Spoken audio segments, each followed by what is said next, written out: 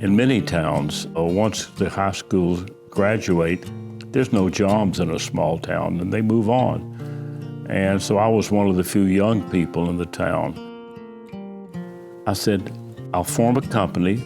And my son Bradley, of blessed memory, was just graduating with an MBA from Chapel Hill, North Carolina. And I said, Brad, you worked in this store on Saturdays and holidays and when you were at UT, now that you have an MBA, would you step in and operate the business just long enough to hire new management, and then you can go on to Texas? And Brad did, and he was a wonderful merchant, a wonderful young human being. And that's how we owned Agri. And the business quickly grew. We wanted to build a new building instead of the old buildings that we inherited from Ralston Purina. And we approached the railroad company to buy the site instead of being a tenant. That would permit us to put a major building on it. And we approached them, and oh yes, they were only too happy because they no longer had people using that rail siding.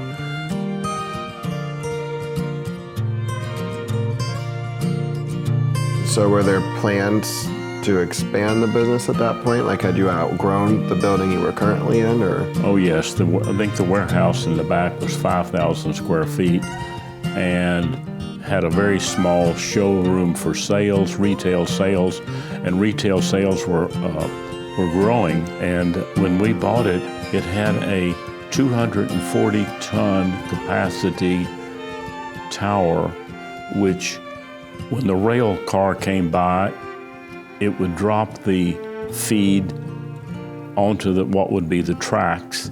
And we had these bulk trucks that would deliver directly to the farmer his purchase. So it was a major part of the business in the beginning, but it had very little markup.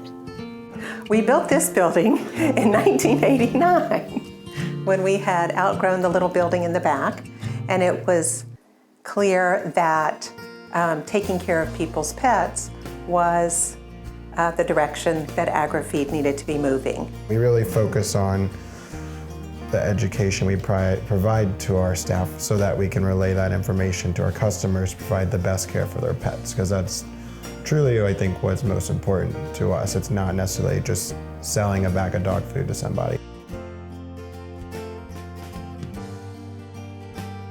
There's major competition, but somehow or other Agri has a niche of its own because it provides wonderful customer education and guidance.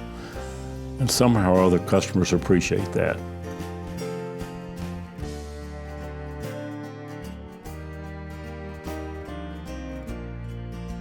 It's a real pleasure to see your grandson who has his feet on the ground, who got himself educated and got a master's in business and seemed to have a natural ability to serve the customer, to innovate, to do the kind of things that a community needs in a business, to operate with integrity, wide selection, competitive.